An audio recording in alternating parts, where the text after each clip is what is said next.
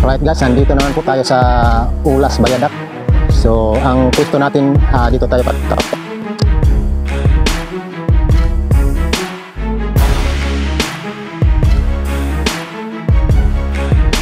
talagang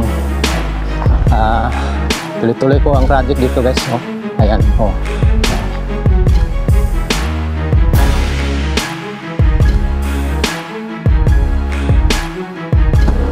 Ito yung forma sa ilalim. Ito yung pinakadulo sa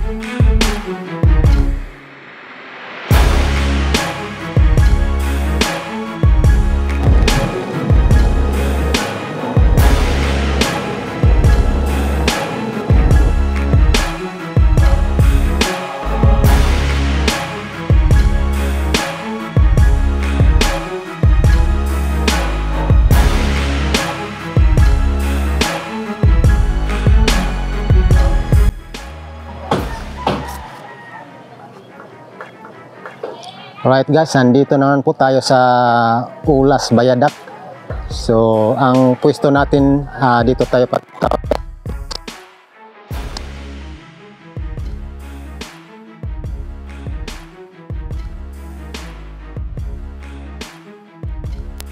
tayo hindi nakapag-visit dito no sa area dito para may update. So, nandito tayo sa pang 18 na pier.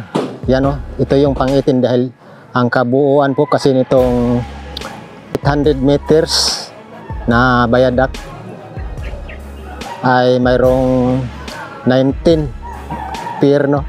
So ito yung pang 18 and then dito po yung pang 19. So itong dito patungo na sa abutment no. Ito abutment din bridge approach. So yan, kuha po tayo ng update dito. Yan, kitang-kita na po natin na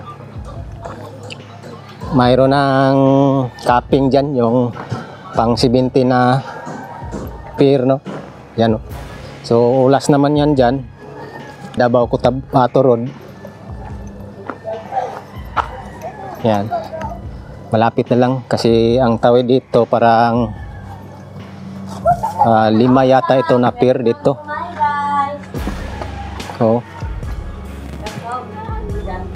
Oh, kita mo, basta ipakita mo naraw. Kadali lang ni siya. Kita na siya. Ma-upload din niya. Si dire. Nahotdan ko. Ito yung construction, no. Lagyan pa ng scaffolding dahil pataasin pa ito. Yan, palibel doon sa may abutment. Okay, yun yung update natin dito guys. So poste din dyan. Yan, dinaanan natin. Talagang tuloy-tuloy po ang project dito guys. Ayan. Ayan. So mamaya punta tayo doon sa kabila, doon sa may Katalunan Pequeño. Diba?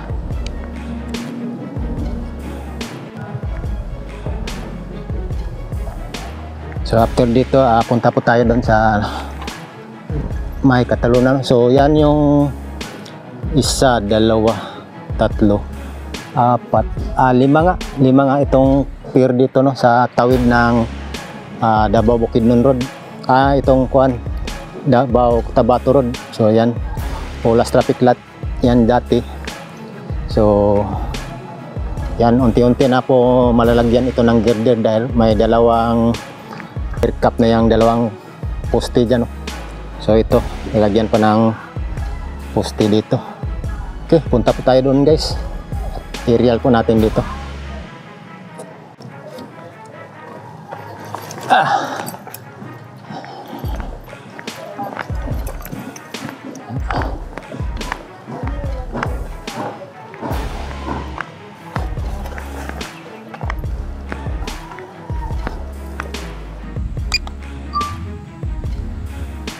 Ayan, nandito po tayo sa Talomo area, no? So, update tayo dito sa Ulas Bayadak. So, dito tayo nag-intro sa Talomo area. So, ito yung mga existing na daan dito, no? Teacher, patong Teachers Village, yan, Ulas, patong Puan, may mga kalsada dito.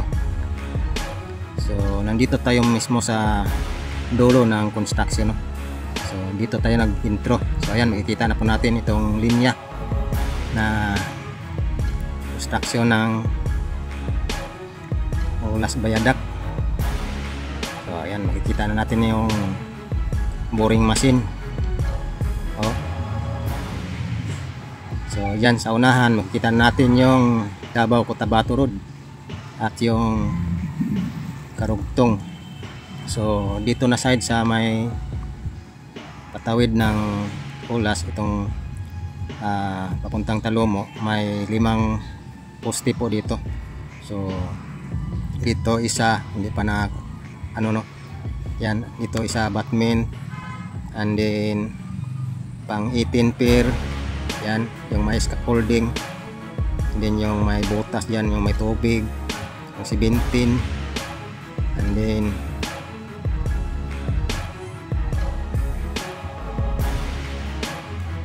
yan, ito may ano na dito, pier cap na dito yung poste dito. So yan, naka-ready na po ito. Yan, ito na po yung traffic light dito dati, no, sa Ulas Viaduct, sa Ulas, no, dito. Yan, nakapagbutas na pala sila rito, yung sa pier foundation dyan sa mismong malapit sa Mercury Drug dati. Yan, yan, pier foundation yan. Yan yung pang 13 yata to, pang 14, oh, pang 14 pier. Yan, tuloy tayo. So, ito naman yung Davao Cotabato Road, no. Yan, ito from Kwanto, from Torilto, yan, Toril galing Puan, yan, Bago Galera, dyan galing, no, Jinsan. Ito yung kalsada, Davao Cotabato Road. And then ito naman papuntang downtown, yung pa-right, yung galing sa right na mga sasakyan, galing ng Buhangin, yan, Diversion Road, yan, Bangkal, Matina. So yan, itong Buhangin yan, Diversion Road, yan, Bangkal. So downtown area yan. So dito tatawid ang Ulas Viaduct papuntang Talomo, no? So magandang app dito, guys. At least napuntahan po natin. So pakita ko lang sa inyo kung ano na ang kaganapan dito. So dito na side ay tuloy pa rin ang pagtatrabaho ng mga pier, no? So 2 pier na lang po dito ang tinatrabaho. So pagkatapos dito, ayan, pagtawid dyan may ano na, mga girder na, kompleto na girder, tapos nilagyan na ng mating, no, for buhos, no, for flooring. So yan, paliko na, nakita na yung forma niya, no, paliko, no, papuntang Katalunan Pequeño, Davao Bukidnon Road. So yan, galing. So, pagdating dito, yan sa side ng Katalunan Pequeño, so may ano na, oh, parang simintohin na po din yata ito, oh, dito sa bridge approach. So mamaya punta tayo dyan, oh, yan yung bridge approach, yan, din Katalunan Pequeño side, yan, Davao Bukidnon Road, yan, patungo din yan sa Ulas Bypass Road, no. So hindi na lang tayo tutuloy dyan. So dito lang tayo ikot. So ito yung update natin, pinuporma na dito ang widening dito sa baba.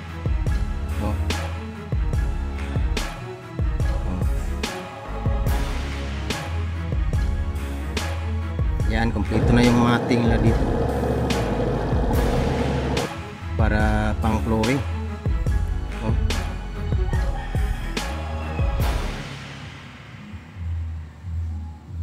So wala tayong nakikita ang trabaho, no, dahil alas 12 break time.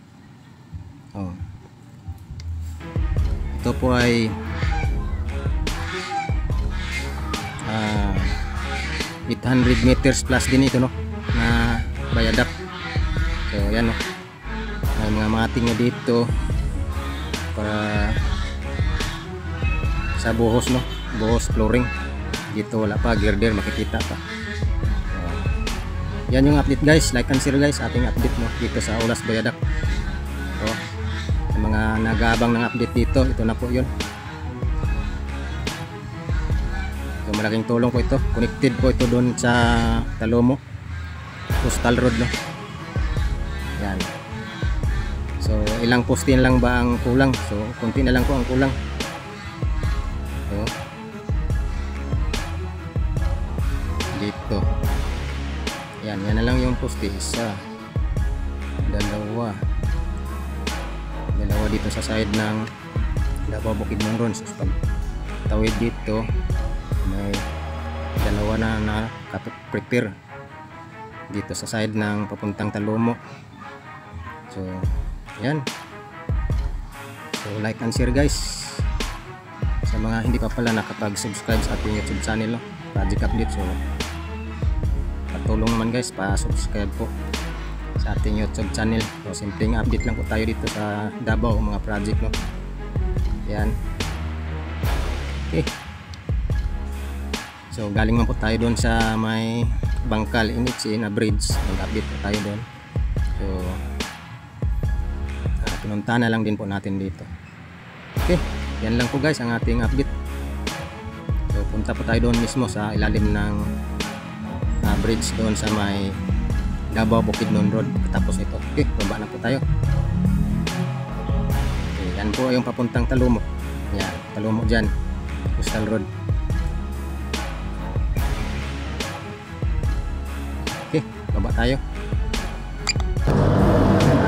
So ito na yung forma guys dito sa may Aulas traffic light. So makita natin dito ang dalawang poste dito, no, sa may patawid doon sa Talomo. So nakita natin yan sa drone shot. So pababa na siya dito. So pag tawid dito na area, bali 5 poste po dyan patawid. And then dito 14 from dito patungo doon sa Katalunan Pequeño, sa starting doon sa bridge approach. So 14 pair po ito dito. So 19 po lahat. Ayan, konti na lang po ang poste dito na itatayo, no. Okay, punta pa tayo doon sa unahan. So ito yung forma sa ilalim. Ito yung pinakadulo sa na launcingan nila ng girder. So konti na lang, bali tatlong segment, tatlong pair na lang ang hindi pa na launcingan. Yan. Oh,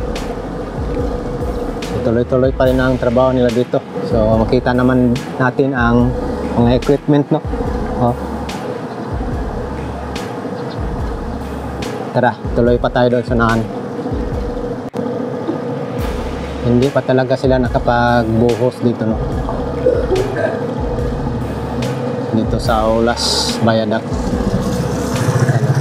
Puro girder pa. So nakita natin sa drone shot, mating pa sila dito sa taas.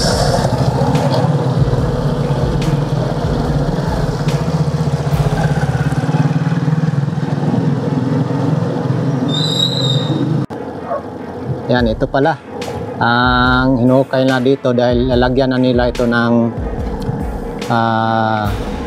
modular blocks dito, no, foundation dito para sa bridge approach dito patungo dyan sa tulay. So kaya may hukay dito, foundation po ito, no. So yan lang guys, hanggang dito lang po ang ating update dito sa Aulas Viaduct. At least nakuhanan po natin ng update mula doon sa may side ng Talomo papunta rito sa may Katalunan Pequeño. So ito na po yung bridge approach dito sa Katalunan Pequeño side, Davao Bukidnon Road. So inaayos na ang paglalagay ng modular blocks dito sa gilid. Okay, like and share guys. See you next update na naman. God bless guys. Bye bye.